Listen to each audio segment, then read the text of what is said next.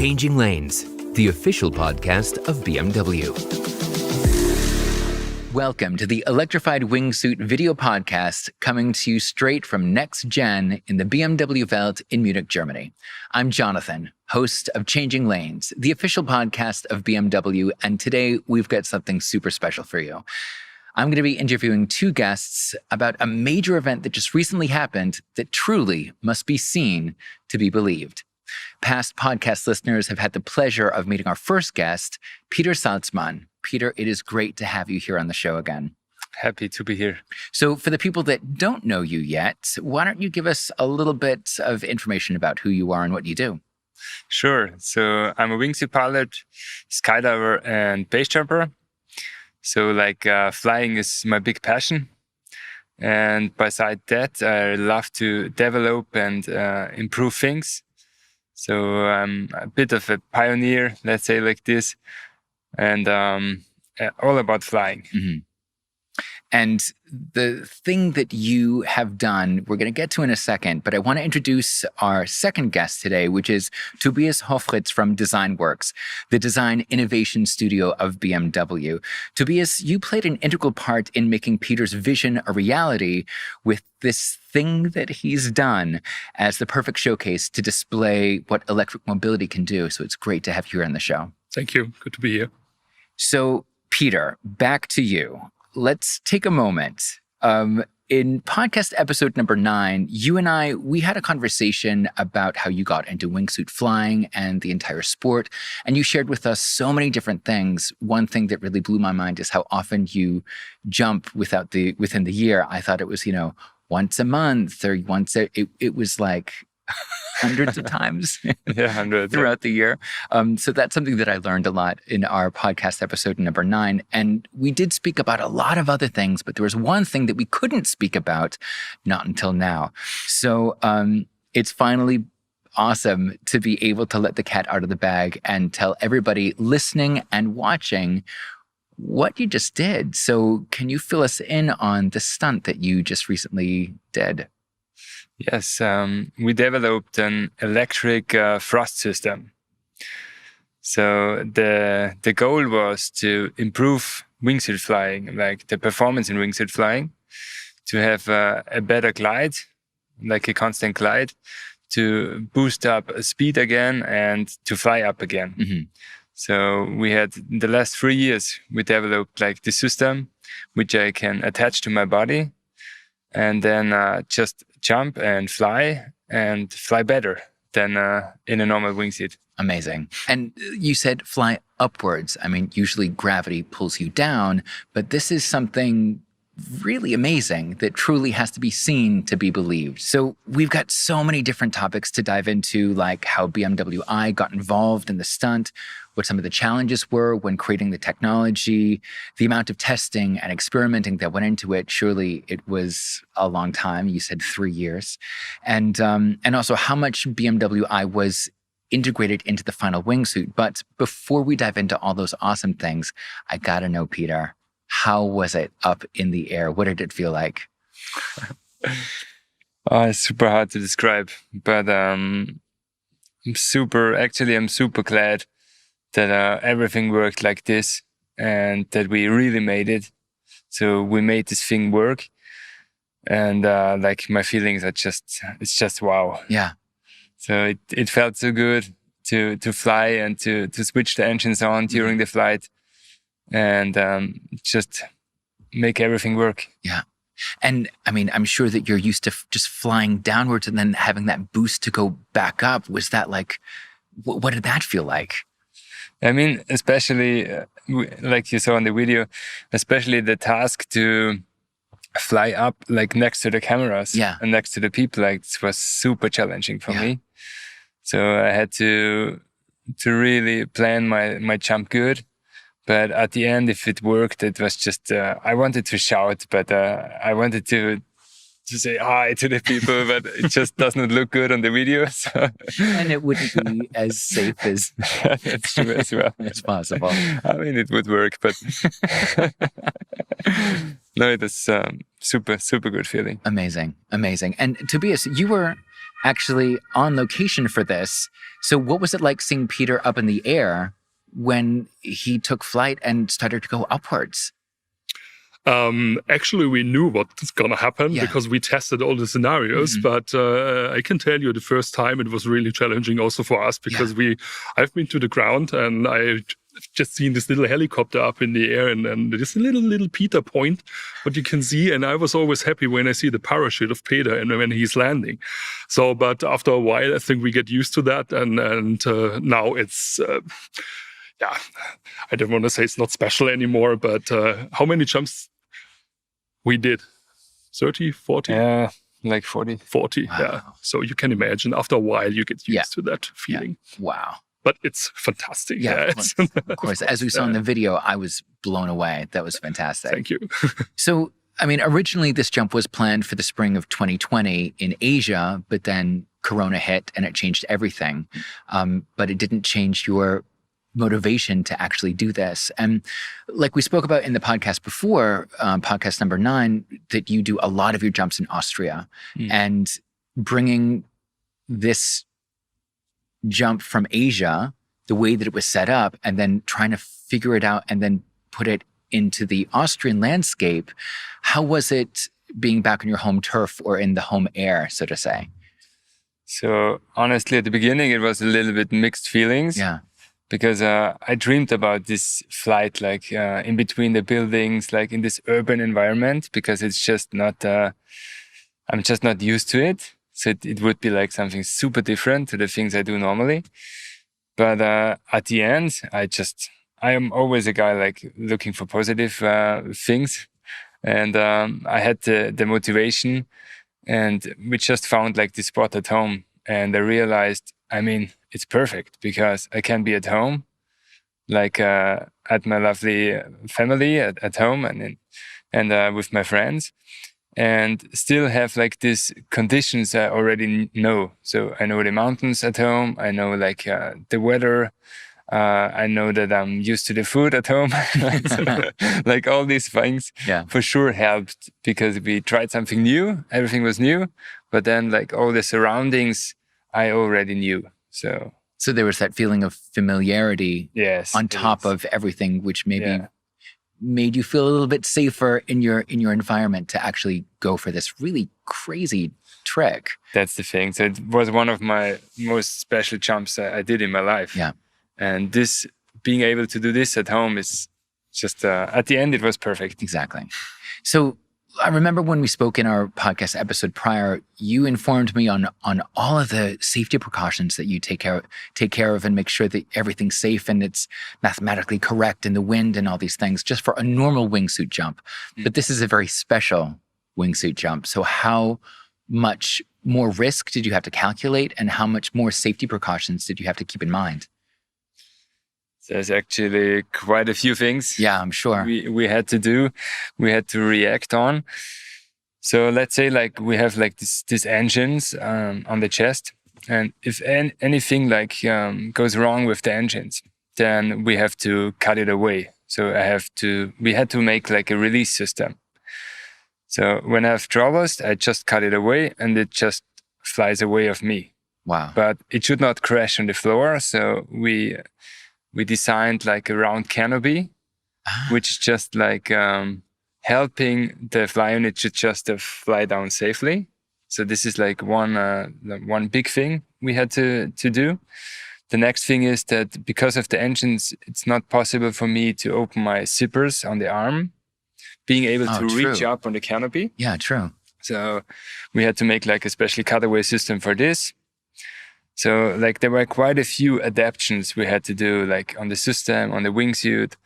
And for sure also like my checklist I always do, like I told you on the podcast, like it got longer and longer. Yeah, of course. Because like more additional things, and Toby like had also like a long list. My list is even longer, I tell you. That's true. No, but I wouldn't say we had like much more risk at the end. I would say we had like more to take care of. but I never jumped with additional risk. So we had to go through the checklist, and at the end, it was fine. And I always just jump if it's fine. Yeah. Awesome. Also, something on your checklist, maybe it wasn't written in, but I think it was integrated in you, was courage. The moment before jumping out of that helicopter and just going for it, that's a huge moment of courage. So what was going on in your mind in that moment right before jumping off? Yeah, that's again like this checklist thing. So when I'm sitting in a helicopter, I go through the jump like quite a few times, or let's say like 2 times maybe, and then I just say to myself, so okay, it's okay. You did everything, you prepared everything, and then it's more I tell to myself, now relax, and then focus and prepare for the jump. Mm-hmm. And what also helped is that I had a crew in the helicopter, so there were like 2 other wingsuit pilots and 1 camera guy, and everybody of them had like 1 task. Ah, okay. So like we were connected with a speaking system, an intercom system, and one of them, like his task was that we have the right height, we have the right direction where we're going. The other one prepared like the smoke cans, the system, that we are more visible from the ground. Mm-hmm. And the other one was responsible for the cameras. So that was a good thing and helped me a lot. So I didn't have like everything to take care of. Right. So this helped me. And so we could just tell ourselves, okay, we did everything nice. So now let's do it. Yeah. Amazing. True. I mean, you had enough on your plate as it is just to do that. It's good to have a team of people up there to help you with all the other things to make you feel safe, that you can just really go for it. That's awesome. So I want to go a little bit deeper into the intention of what you did. You really changed the whole perspective of wingsuit flight. I mean, just flying upwards is amazing. And I know a lot of people that say, well, if it ain't broke, don't fix it. And I know for me as a normal human being, change can be a little bit like, well, you have your own habits and, you like your habits and you don't really want to change. So what was the inspiration? What was the intention of making this huge change? And why did it have to be an electric wingsuit of all things? Yeah, that's really something I always do. So I always want to optimize things. So it's not just the flying thing and developing wingsuits, tracksuits, like all this flying stuff. It's also like in everyday life, like everything can be optimized. But especially in your life. No, but let's stay at the wingsuits. Like all the companies who are doing like wingsuits, they're doing like great work. So every day, like they get better and better, more performance, more speed, more this and that. Yeah. So that's actually super cool. But then I had like this situation where I thought, okay, for this jump, I really need like something else. Yeah. So I had to think about something different, like you said, like a change. Yeah. And that's where like the idea was born, actually. Wow. So, how exactly is this electric wingsuit built? What are the features that helped you move upwards? Like, this is just fascinating to me. So flying upwards is like more, let's say, the technique thing. Uh-huh. So it's a flight technique. Mm-hmm. Because the fly unit is producing thrust. And I think for this question, just like a little aerodynamic background, like a wing like creates lift. Like that's the force which like is facing upwards. Yeah. And then it produces drag, which slows you down. And the ratio of this, the lift and the drag, is the glide ratio as well. Uh-huh. So that's the angle you fly through the air. And with a normal common wingsuit, you have around, let's say, 2.5, 2.6 glide ratio. So if you fly 1 kilometer down, you fly 2.6 kilometers out. Yeah. And then if you reduce the drag because you have thrust, it works against the drag, then the glide ratio is getting better. So with the electric wingsuit, we can fly like flatter angles. So that's the main thing. But like for this video and just to show like more the efficiency, we did like this upward flying thing. But for this, I had to really fly on full speed, fly like over 300 kilometers per hour, and then just change this angle and fly flat and then pull it up. Wow. And when I'm normally on a normal flight, I would just on the way up, get slower. But on this, the engine's just pushing me more up. Wow. So that was that thing. Amazing. So does it feel different to fly from a normal wingsuit? I mean, you were saying that there were different zippers and you have this big thing on your chest. I mean, of course it feels different, but what's the main differences that you really felt with it compared to a normal wingsuit? I mean, when you switch it on, you immediately feel the influence of the engines. So at the beginning, it changes a little bit your angle because it's on your chest. And if I'm lying, then it's underneath me. Yeah. So if it then I switch it on, then I just change the angle a bit. So I had to compensate this with pushing my head down. Yeah. But then you just feel how it pulls you forward. So this is a super nice feeling. Yeah. If you feel, it helps me. It boosts my flight. Yeah. And as well, the normal flying characteristics stay about the same. And that's what we wanted to have. Mm-hmm. So I wanted to fly my normal wingsuit, but have an additional system which just helps me and boosts my performance. Great. Awesome. Thank you for that. I know that I had all these different questions in my mind. And if I know that I have these questions, and I know that the podcast listeners and the viewers at home are going to be asking millions of questions as well. So thank you so much for going along with me for all of my questions. This flight was made possible by when BMW I joined in to make your vision a reality. And as Peter, you explained, there were a lot of intricate details that were incorporated to innovate this piece of technology. Now, I'd love to chat from the man himself on the technical side, Tobias, designer and engineer from DesignWorks, a BMW company for design innovation that was brought in via BMW I to support the development of the electrified wingsuit. Let's start at the beginning, Tobias. How did you get involved in helping Peter turn this into reality? Yeah, I met Peter at DesignWorks the first time, and he told us about his idea to fly with an electric wingsuit. The story in the beginning was a little bit different, I have to say.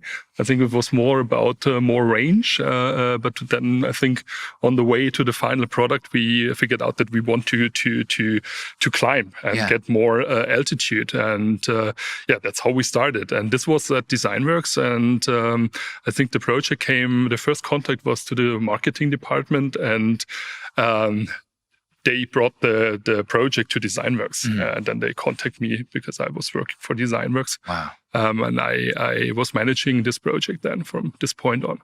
Amazing. So the impeller in action is bringing him, like we said before, is bringing him up. Can you talk a little bit about the technology and its development of the impeller itself? Yeah, the first thing I have to say, if you want to work with a huge OEM like BMW, you need some kind of external company to help you with it. Because, the R&D department of BMW, there are 10,000 engineers sitting there, and you cannot just go there and say, hey guys, let's make an electric wingsuit. So nobody will listen to you. Right. So you need an external company like DesignWorks, and that fits fantastic because this is external, but it's super fast and flexible. And there we have the link and the access to all the BMW innovations. So we're very close, but we are totally free. Yeah. And that fits perfectly to develop something like this. Amazing. Yeah. Amazing. And, Peter, why did you approach BMW I with your idea? What was the inspiration to go to BMW I? I mean, I always felt that BMW I was the perfect match, because they're true pioneers in mobility, in electric mobility. And they had electric cars and batteries really early on. So I think this is one thing. And the other thing is, just from the first beginning on, I found out that we have the same mindset, the same future focused mindset. Yeah. Yeah. Awesome. So it does sound like a match made in heaven. And I got to admit, I would be naive to think that, the first prototype was perfect. And I think you guys said before there were 20, 30 flights before it actually was like, this is the one. So what were some of the challenges that you came up against, and how did you face those challenges head on? I think the biggest challenge was to convince the management that this is a good idea to jump out of a helicopter in an altitude 10,000 feet with an electrified wingsuit. Of course, but as you do. After that, of course, there were a lot of challenges, like Peter explained before, where there were so many details. Actually, the drive itself was. For us, it was, I wouldn't say easy, but we know what to do. We need some speed controllers, and we need a battery and a battery management system, and of course some high-speed impellers. And we have some great suppliers. I have to say thank you to the suppliers. We have great support. But all the little details and the procedure, how to fly with this impeller drive, I think this was the challenge. Yeah. Wow. And so how many rounds of testing did you guys have to go through until you both felt that you were ready? I have to say it paid off that we had access to all the BMW testing facilities, like, for example, the wind tunnel. I think it was a Formula One wind tunnel, so we could really test with over 200 kilometers per hour. And we had the chance to test all the aerodynamic behaviors of the system, and this saved us a lot of time. So actually, when we did the first jump, we hardly had to change anything, because this was calculated to the point, and we figured out that it was already a good solution for that what we want to achieve. Yeah.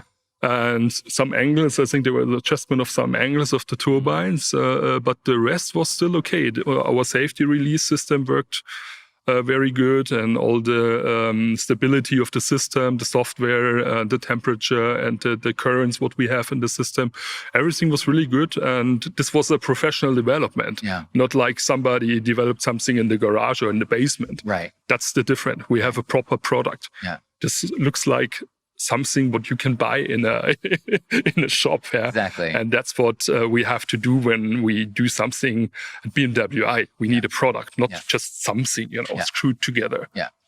Wow. And also, we were like in Stockholm in the wind tunnel, which helped a lot, as we already knew that we can fly stable. So it's not like I just put something on my chest and jump out of the helicopter and I don't know how it will react. So we already knew I will be able to fly like straight. Yeah. So this as well helped a lot. Yeah, of course. I mean, this partnership with BMW turned into a jump that is truly innovative. So, Tobias, how much BMW I is in the final electric wingsuit?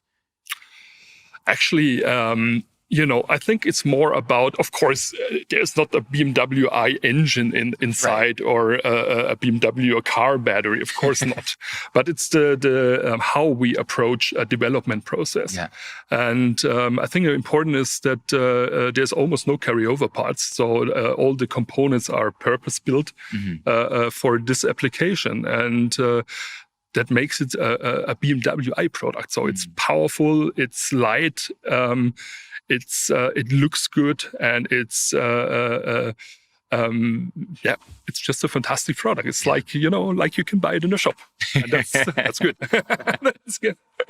And I mean, obviously, you don't just work on electrified wingsuits. You are also a part of something bigger. So where do you see the parallels with the electrified wingsuits and electric mobility?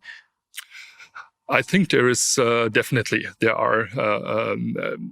I think it's the simplicity of the e-mobility. When you enter into an electric car, everything is easy. It's clean. It's emission-free. It's not noisy, and this is what we achieved with the Fly unit as well. So we have a super simple product.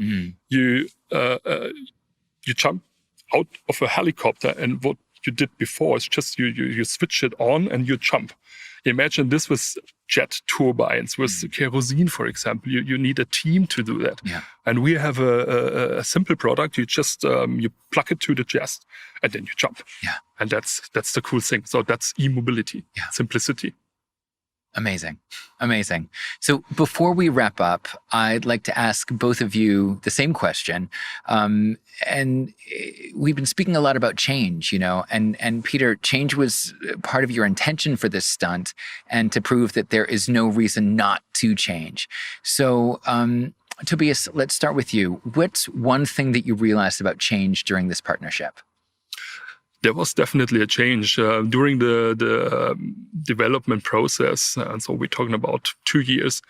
I realized that I think we left the old world behind us.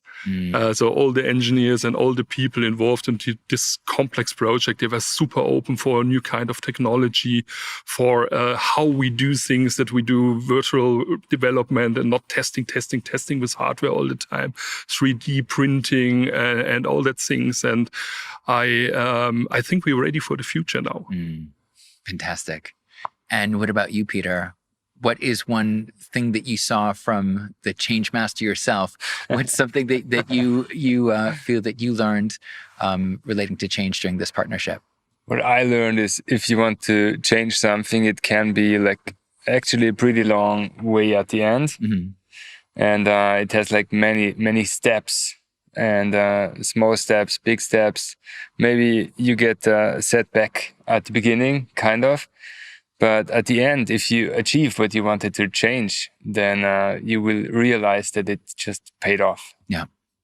So that's the thing. So what we achieved, like in the last 2 years of development and 3 years since I met BMW, is just, I'm so glad and so happy that we did this path and did this change, and we just achieved what we achieved. That's amazing. And an amazing feat that you both achieved. You in the air, Peter, and you in the ground, Tobias. I know for me, like I said before, I'm a creature of habit. It's hard for me to change some things, but when I actually do get the courage, like what you had in your, right before you jumped out of the helicopter, you just really experiment and see what else is there. You have the opportunity to discover something new.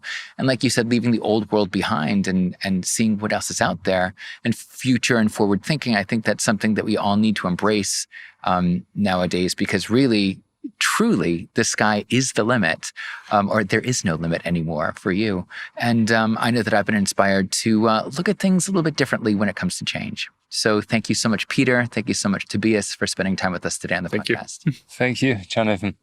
And thank you for watching and listening in at home.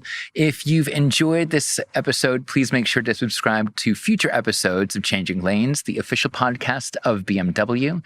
You can find our podcast on Spotify, on iTunes, on Google Podcasts, wherever you prefer to listen to your podcasts. Just hop on over and check out the search bar, check out BMW podcasts, and look for Changing Lanes. I'm Jonathan, and thank you so much for listening and for watching, and I'll see you next time.